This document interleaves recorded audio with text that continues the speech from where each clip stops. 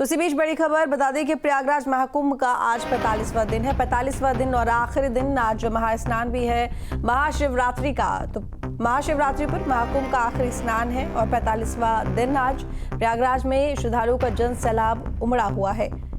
तो श्रद्धालुओं पर हेलीकॉप्टर से पुष्प वर्षा भी की गई है। सुबह से त्रिवेणी संगम पर श्रद्धालुओं का तांता लगा हुआ है। प्रयागराज महाकुंभ का 45वां दिन है आज और वहीं महाशिवरात्रि पर महाकुंभ का आखिरी स्नान आज है, जिसको देखते हुए श्रद्धालुओं का जन सैलाब उमड़ रहा है और श्रद्धालुओं पर हेलीकॉप्टर से पुष्प वर्षा भी की जा रही है। तो सुबह से त्रिवेणी संगम में श्रद्धालु गंगा स्नान कर रहे हैं।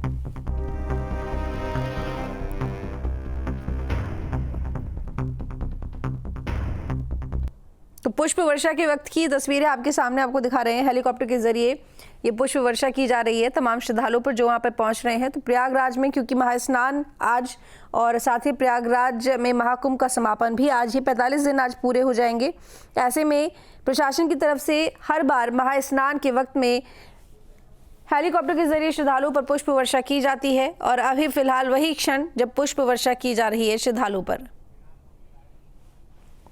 अविनाश हमारे साथ में जुड़े हुए हैं ज्यादा जानकारी के साथ में।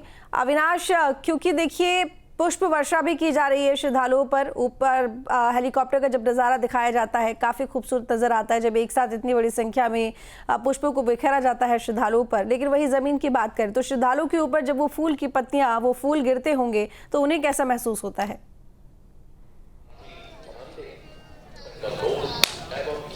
देखिए आज महाशिवरात्रि का दिन है और देखा जाए तो महाकुंभ का समापन होना है। जाहिर सी बात है कि सरकार की तरफ से और प्रशासन की तरफ से श्रद्धालुओं के लिए काफ़ी कुछ व्यवस्थाएं की गई हैं और न सिर्फ आज बल्कि हर रोज़ यहाँ पर श्रद्धालुओं के ऊपर पुष्प वर्षा की जाती है। और चूंकि ये जो पूरी परंपरा है ये पिछले अर्धकुंभ से शुरू हुई थी कि श्रद्धालुओं के ऊपर और ख़ास तौर पर जो संगम नोज पर जो श्रद्धालु मौजूद होते हैं न सिर्फ उन पर ये पुष्प वर्षा होती है बल्कि जो अलग अलग घाटों पर चूँकि 40 घाट बने हैं सभी घाटों पर ये पुष्प वर्षा की जाती है। देखिए आपको तस्वीर दिखा दूं, ये देखिए सामने जो ये चॉपर जा रहा है, चूंकि इसी चॉपर से पुष्प वर्षा की जाती है और आपसे थोड़ी देर पहले ही यहाँ पर पुष्प वर्षा की गई है। यानी कि जो श्रद्धालु हैं उनको इस बात का एहसास दिलाया जाता है कि वे महाकुंभ में हैं और ये जो महाकुंभ है अपने आप में इतना महत्व रखता है, इतना महत्वपूर्ण होता है, इसलिए इसको दुनिया का सबसे बड़ा सनातनी आयोजन कहते हैं। और देखिए श्रद्धालुओं की अगर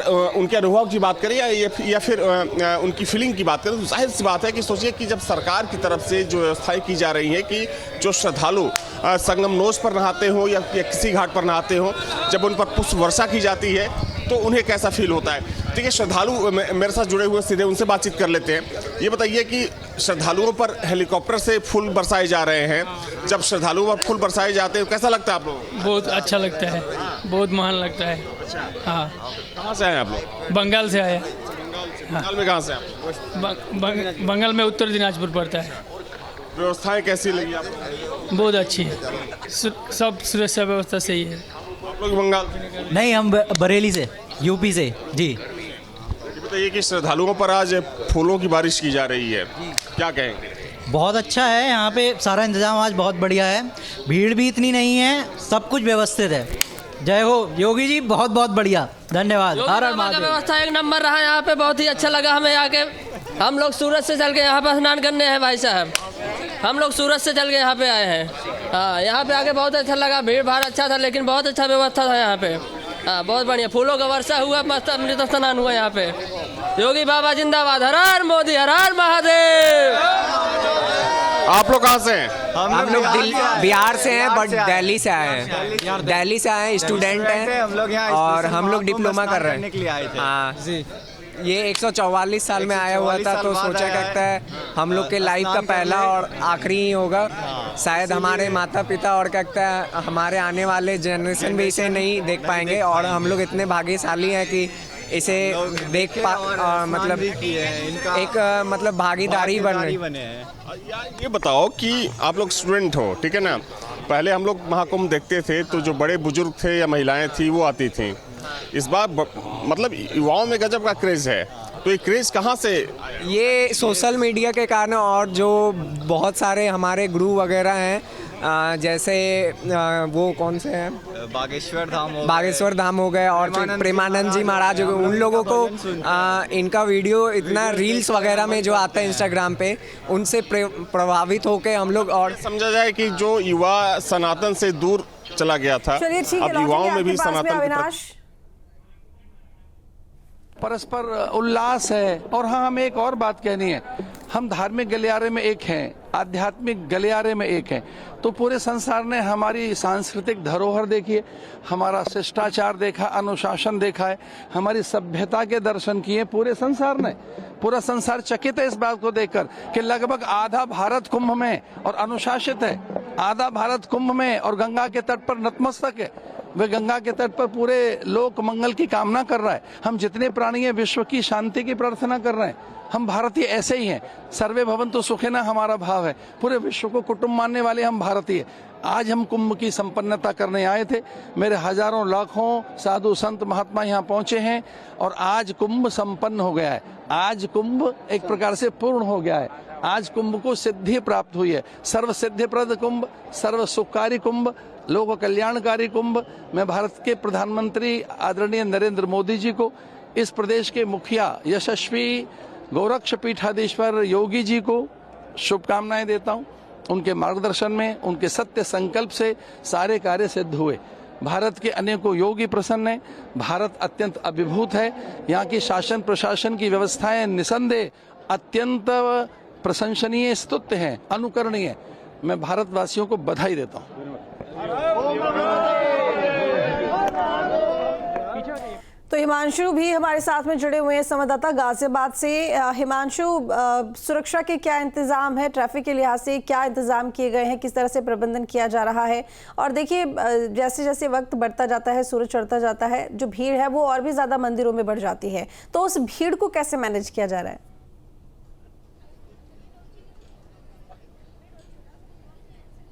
और देखिए, पहले ही जो ट्रैफिक पुलिस है गाज़ियाबाद की एडवाइजरी जारी कर दी गई थी। कल से ही रूट डाइवर्सन गाज़ियाबाद का जो मेन जीटी रोड है उसको कर दिया गया था, बता दिया गया था, ऑल्टरनेट रास्ते बता दिए गए थे ताकि किसी को कोई परेशानी ना हो। और ख़ासतौर पर आज का दिन महादेव का दिन है, महाशिवरात्रि है।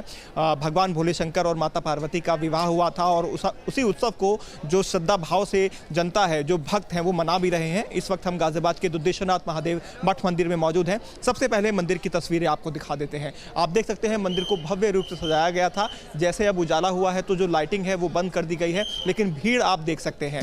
ये जो कतार है कई किलोमीटर लंबी बाहर तक लगी हुई है। अब तक जो आंकड़ा दिया गया है मंदिर प्रशासन की तरफ से, तकरीबन 3 से 3.5 लाख की संख्या में श्रद्धालु दर्शन कर चुके हैं और इससे ज़्यादा की संख्या में अभी भीड़ जो है बाहर लाइन लगी हुई है। यहाँ आप देख सकते हैं महिलाएं हाथों में जल लेकर, तमाम तरह की भांग, धतूरे, बेलपत्थर आदि लेकर आ रही हैं भगवान भोले शंकर पर अर्पित करने के लिए, क्योंकि आज का दिन महाशिवरात्रि का दिन है। तो सभी चाहते हैं बाबा के दर्शन करने। और इस मंदिर के इतिहास के बारे में बताएं तो रामायण काल से जोड़कर इस मंदिर के इतिहास को देखा जाता है।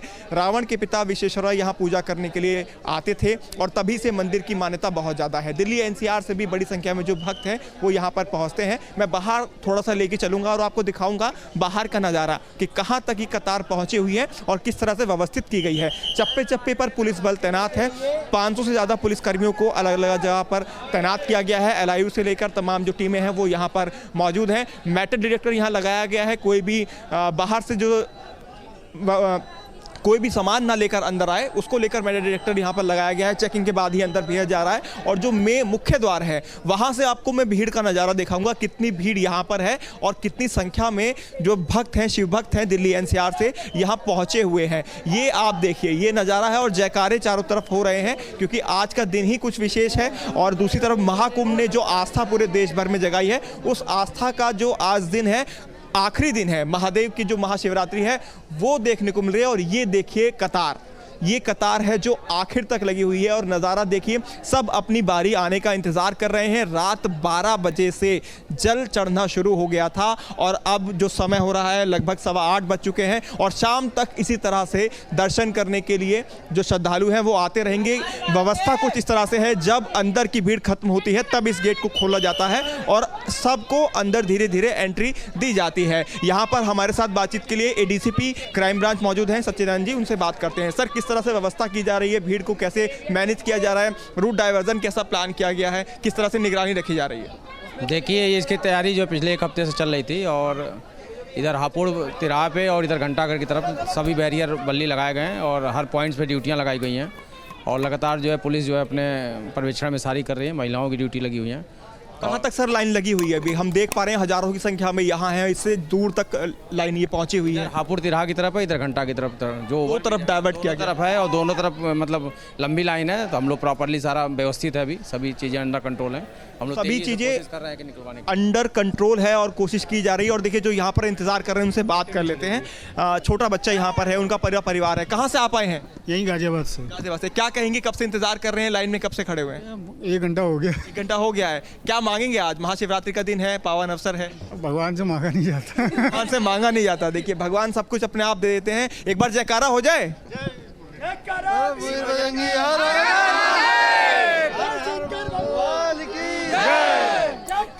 चलिए ठीक है, हिमांशु लौटेंगे। तो ये जयकारे आप सुन सकते हैं किस तरह से देखने को मिल रहे हैं और ये नजारा अद्भुत नजारा देखने को देवघर का रुख करेंगे। हमारे साथ में बड़ी देर से उत्तम भट्ट भी बने हुए हैं। देवघर देखिए, ज्योतिर्लिंग वहां पर मौजूद और सबसे बड़ी बात उत्तम वत्स हमारे साथ में मौजूद है। उत्तम, क्या तस्वीर दिखाई दे रही है देवघर की?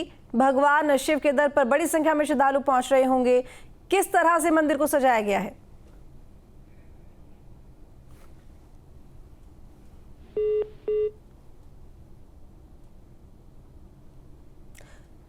लगता हमारा संपर्क नहीं हो पा रहा है उत्तम से। शुभम का रुख करेंगे। शुभम लखनऊ में मौजूद हैं। शुभम, बड़ी संख्या में लोग पहुंच रहे हैं मंदिरों में और लंबी लंबी लाइनें लगी हुई हैं। जितनी बार भी आप जुड़े, हमने तस्वीरों में देखा कि कितनी लंबी लाइन लगी हुई है और ऐसे में ये जो भीड़ वहां पर पहुंच रही है उसको मैनेज कैसे कर रहा है प्रशासन? जाहिर तौर पर बहुत ज़्यादा एक्टिव होगा, लेकिन आज दबाव बहुत ज़्यादा होता है प्रशासन के ऊपर, तो कैसे मैनेज होती हैं चीज़ें? जी बिल्कुल, देखिए कि आज महाशिवरात्रि का पर्व है और मनकामेश्वर राजधानी लखनऊ का एक प्रख्यात प्रसिद्ध मंदिर है जहां पर लोग अपनी मनोकामनाओं के लिए, उनके पूर्ण होने के लिए आते हैं और ऐसे में शिवरात्रि का पावन अवसर है। तमाम महत्वपूर्ण चीज़ें और इसी वजह से इस वक्त आप मेरे जो ठीक पीछे कतार देख रहे हैं, एक ये लंबी कतार, यहाँ पर दूर तक जहाँ तक आपकी नज़र जा रही है वहाँ तक लोग इस वक्त यहाँ पर मौजूद हैं। सुबह करीब 3-4 बजे से ये लाइन यहाँ पर लगी हुई है और लोग महाशिवरात्रि के इस पावन अवसर पर महादेव के दर्शन के लिए यहाँ पर पहुँचे हुए हैं। आप देख पा रहे होंगे कि दूर, जितना दूर तक आपकी नज़र जा रही है वहाँ तक ये लोग मौजूद है और हम बिल्कुल जहाँ पे खड़े हैं वो बीचों बीच में खड़े हैं, यानी कि मेरी बाएं तरफ इतनी दूर तक जा रहे हैं, इतने ही करीब दाहिनी तरफ भी इतनी ही बड़ी संख्या में लोग मौजूद हैं जो गर्भगृह के अंदर मौजूद जा करके दर्शन करना चाहते हैं। शिवरात्रि के अपने आप में काफ़ी ज़्यादा महत्व है, लिहाजा आप समझ सकते हैं कि जो है इस महत्व इतना ज़्यादा है कि लोग आज के दिन जलाभिषेक, रुद्राभिषेक महादेव को करना चाहते हैं और अपनी मनोकामनाओं के पूर्ण हेतु तमाम तरह की मनोकामनाएं रहती हैं, लिहाजा इन तमाम चीज़ों का ध्यान रखा जा रहा है। फिलहाल इसके अलावा जो चूँकि आज शिवरात्रि के महापर्व पर मनकामेश्वर, बुद्धेश्वर ऐसे तमाम राजधानी लखनऊ के मंदिर हैं जहां पर सुरक्षा व्यवस्था भी चाक चौबंद बेहतर तरीके से किया गया है। मेरे ठीक दाएं तरफ आप देख सकते हैं कि पुलिसकर्मी यहां से लेकर के अगर इस रोड के अगले छोर तक मौजूद हैं। बैरिकेडिंग की गई है कि भारी वाहनों की आवाजाही पर पूरी तरीके से रोक लगाई गई है। साथ ही साथ आप देख सकते हैं कि पुलिस यहाँ पर मौजूद है जो एक एक चीज़ पर नज़र बनाए हुए कि लोग किसी भी तरह से यहाँ पर परेशान ना हो, शांतिपूर्ण ढंग से वो दर्शन कर पाएँ, तो ये तमाम चीज़ें बेहतर तरीके से सुचारू रूप से चल पाएँ, क्योंकि अब जैसे जैसे दिन बढ़ेगा भीड़ और ज़्यादा बढ़ेगी। तो ऐसे में चैलेंजिंग है पुलिस के लिए भी कि कैसे बेहतर तरीके से इस व्यवस्था को बनाए रखें। ये एक बड़ी चुनौती रहती है क्योंकि आस्था, भक्ति, इन तमाम चीज़ों के बीच में प्रशासन अपनी जो जिम्मेदारियां हैं उनको बखूबी से निभा पाए, लोग बेहतर तरीके से दर्शन कर पाए, लोगों को किसी तरह की दिक्कत ना हो, इस चीज़ का खास तौर से ध्यान रखा जा रहा है। जी बिल्कुल, तस्वीरें तो देखिए समझ में आ रही हैं देख के, और जाहिर तौर पर यहाँ पर प्रशासन की तरफ से सख्त इंतजाम किए गए हैं। अविनाश हमारे साथ में महाकुंभ क्षेत्र से, प्रयागराज से जुड़े हुए हैं, और लगातार अविनाश हम यहाँ पर तस्वीरें दिखा रहे हैं दर्शकों को पुष्प वर्षा की। लेकिन इसके साथ ही ये भी जानकारी मिल रही है कि 10 किलोमीटर दूर ही जो वाहन है वो पार्किंग के लिए लगवा दिए गए हैं, और लोगों को काफ़ी पैदल चलना पड़ रहा है। लोगों से अपील की जा रही है कि प्रवेश द्वार से जो भी पहला आपके आसपास घाट पड़ता है आप वहां जाकर स्नान कीजिए। लेकिन लोगों के अंदर एक अलग ही जिज्ञासा और कौतूहल रहता है कि संगम नूज पर ही जाएंगे, वहीं जाके स्नान करेंगे। तो ये जो लोगों की जिद है, इसे कैसे मैनेज किया जा रहा है? देखिए, दरअसल दिक्कत ये है कि जो लोग हैं वो अपनी प्राइवेट गाड़ियों से आ रहे हैं, और अगर उन सभी गाड़ियों को यहाँ पर एंट्री दे दी जाती है तो पूरे प्रयागराज शहर का जो पूरा ट्रैफिक सिस्टम है वो प्रभावित होगा, और उससे पूरा जो शहर है वो जाम हो जाएगा।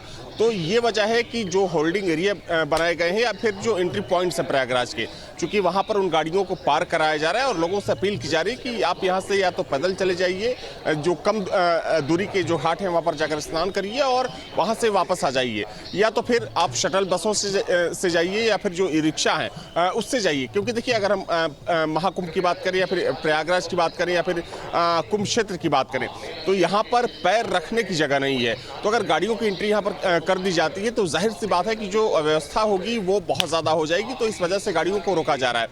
हालांकि जो श्रद्धालु हैं उनको कहीं से कोई दिक्कत ना हो। ये सच है कि आज लोगों को पैदल थोड़ा ज़्यादा चलना पड़ रहा है, लेकिन ये चूँकि जो पूरा ये जो सिस्टम है ये आज से नहीं बल्कि जब से महाकुंभ स्टार्ट हुआ है तब से देखने को मिल रहा है कि जिस दिन खास स्नान होता है, चाहे मकर संक्रांति की बात करें, वसंत पंचमी की बात करें, मौनी अमावस्या की बात करें, माघी पूर्णिमा की बात करें या फिर आज महाशिवरात्रि की बात करें, तो जब भी कोई खास स्नान होता है तो उस दिन गाड़ी की एंट्री जो होती है वो बैन कर दी जाती है। क्योंकि देखिए, सबसे बड़ी बात यह है कि जो आसपास के ज़िलों के जो लोग होते हैं ये इस स्नान को नहीं छोड़ते हैं। वो भले ही आम स्नान के दिन यहाँ ना आए, लेकिन जो खास स्नान होता है, चाहे हम शाही स्नान की बात करें या फिर माघी पूर्णिमा हो गया या महाशिवरात्रि का जो स्नान होता है, तो इस दिन जो आसपास के जो तकरीबन 10 से 12 ज़िले हैं उस दिन ये लोग ज़रूर आते हैं। तो अगर सभी गाड़ियों को यहाँ पर परमिट कर दिया जाता है तो जाहिर सी बात है कि यहाँ पर व्यवस्था का आलम होगा। तो इसी वजह से गाड़ियों की जो एंट्री है उसको उसे बैन कर दिया गया है, और लोगों से अपील की जा रही है कि चूंकि आपको अगर कम से कम दूरी तय करनी है तो ठीक है, आप देखिए एक बार फिर से आपको। ठीक है अविनाश, लौटेंगे आपके पास में।